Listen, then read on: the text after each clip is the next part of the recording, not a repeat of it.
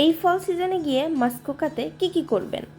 তো প্রথমেই আমি বলবো মাসকোকাতে গিয়ে হেরিটেজ ভিলেজ অ্যান্ড ট্রেন রাইডটা অবশ্যই ট্রাই করে দেখবেন। গাড়ি পার্ক করার সাথে সাথে আপনি এত সুন্দর একটা ভিউ পাবেন। এরপর যখন আপনি টিকিট কেটে সামনের দিকে যাবেন তখন দেখবেন ওরা খুব সুন্দর একটা ভিলেজ সেটিং করে রাখছে। আপনি ঠিক ওই সময় থেকেই অনেক পুরনো দিনে ফিরে যাবেন। ওদের রুমের ভেতরে ওরা যেভাবে থাকতো, যা যা ইউজ করতো, সেরকম একটা সুন্দর সেট আপ করে রেখেছে। আর একদম মনে হবে যেন আপনি চলে গেছেন সেই বহুত পুরনো আমলে, যখন তারা এখানে বাস করতো। এরপর আপনি ওখান থেকে হাঁটতে হাঁটতে নেবেন হচ্ছে এই হেরিটেজ ট্রেন রাইডটা। ট্রেন রাইডটা কিন্তু অনেক সুন্দর ছিল। আর আমরা এখান থেকে ট্রেন রাইডটা নিয়েছিলাম। এখানে মাত্র 20 থেকে 25 মিনিট আপনি ট্রেন রাইডটা পাবেন। তবে হ্যাঁ, ট্রেনে ওঠার পরে আপনি যে ভিউটা পাবেন সেটা অসম্ভব সুন্দর। এবং ওরা আপনাকে আরও কিছু ইতিহাস সম্পর্কে বলবে, কিভাবে এইসব মানুষগুলো ট্রেন নিয়ে, শিপ নিয়ে এদিক ওদিক যাওয়া আসা করতো, সেগুলোরও একটা এক্সপিরিয়েন্স কিন্তু এখানে পাবেন।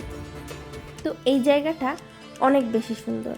এরপরে আমি যাচ্ছি নাম্বার 2তে, যেটা হচ্ছে লায়ন্স লুকআউট। লায়ন্স লুকআউট জায়গাটা খুবই ছোট, অল্প একটু জায়গা আছে যেখানে আপনি গাড়ি পার্ক করতে পারবেন এবং চারিপাশটা ঘুরে ঘুরে দেখতে পারবেন। অনেক সুন্দর টাইম স্পেন্ড করতে পারবেন। আর উপর থেকে যে ফল ভিউটা পাওয়া যাবে সেটা তো ট্রিমেন্ডাস।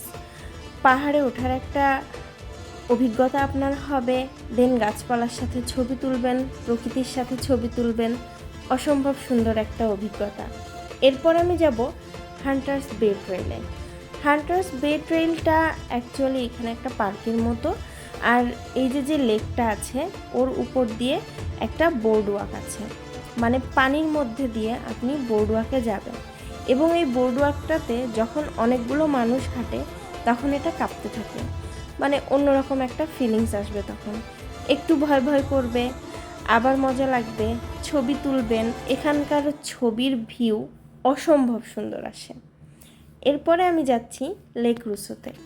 লেক রুসোতে গিয়ে কিন্তু আপনি অনেক রকম অ্যাক্টিভিটিস করতে পারবেন। এখানে চাইলে আপনি কটেজ বুক করতে পারবেন, বোট বুক করতে পারবেন, স্পিড বোট বুক করতে পারবেন। তারপরে এই যে লেকটা দেখছেন, এই লেকের ভেতর দিয়ে আপনি বোট চালিয়ে যেতে পারবেন আর এত সুন্দর অ্যামেজিং ভিউ দেখবেন। এরপরে আমি যাব অ্যারোহেড প্রভিন্সিয়াল পার্কে। বিশাল বড় এরিয়া, এখানে ছোটোখাটো বিচ আছে। আর উপর থেকে যে সুন্দর ভিউ পাওয়া যায়, মানে ফল ভিউটা আর কি। আমি এখন এসেছি একদম সেপ্টেম্বরের লাস্ট উইক, বাট অক্টোবরের ফার্স্ট উইকে গেলে এই জায়গাগুলো একদম হলুদ, কমলা, লাল রঙে ভরে থাকে। তো এই জায়গাটা অনেক বেশি সুন্দর। আমি এখানে অনেক সময় কাটিয়েছি।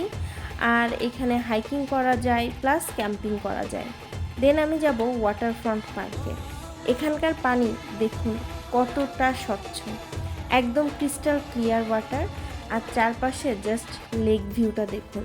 আমরা কিন্তু পানির ভেতর দিয়ে একটা বোট ওয়াকে সামনে হেঁটে এসেছি। এখানে আপনি গোসলও করতে পারবেন, পানির মধ্যে দাঁড়িয়ে ছবিও তুলতে পারবেন। এরপর আমি যাচ্ছি স্যান্ডহিল নার্সারিতে। এখানে অনেক ধরনের গাছপালা পাওয়া যাবে। আর আমাদের ভাগ্য খুবই ভালো ছিল যে আমরা একটা ফল ফেস্টিভ্যাল পেয়েছি এবং হ্যালোউইন ফেস্টিভ্যাল একসাথে ওরা করছিল। তো চারিদিকে অনেক রকম অ্যাক্টিভিটিস বাচ্চাদের জন্য, সাজসজ্জা, এবং সবথেকে বড় কথা ছিল এটা একদমই ফ্রি। এরপরে আমি যাব হাকলবারি রক লুকআউটে। এই জায়গাটা ট্রেকিং করার জন্য প্লাস সানসেট দেখার জন্য একদম পারফেক্ট প্লেস। আমরা অনেক উপরে উঠে গিয়েছিলাম। আরও একটা কথা জানিয়ে রাখি, এই জায়গাটা কিন্তু 500 মিলিয়ন বছর আগের একটা জায়গা। তো এখানে এই যে একদম উপরে বসে আমরা সানসেট দেখলাম, অ্যামেজিং ভিউ, অন্যরকম ফিলিংস, খুবই দারুণ। আর যে জিনিসটা আপনারা অবশ্যই করতে ভুলবেন না সেটা হচ্ছে রোড ট্রিপ অ্যারাউন্ড মাসকোকা। জাস্ট ভিউটা দেখুন। আপনি যখন গাড়ি চালিয়ে যাবেন তখন আপনি এইরকম ভিউ দেখতে পাবেন, অসম্ভব সুন্দর।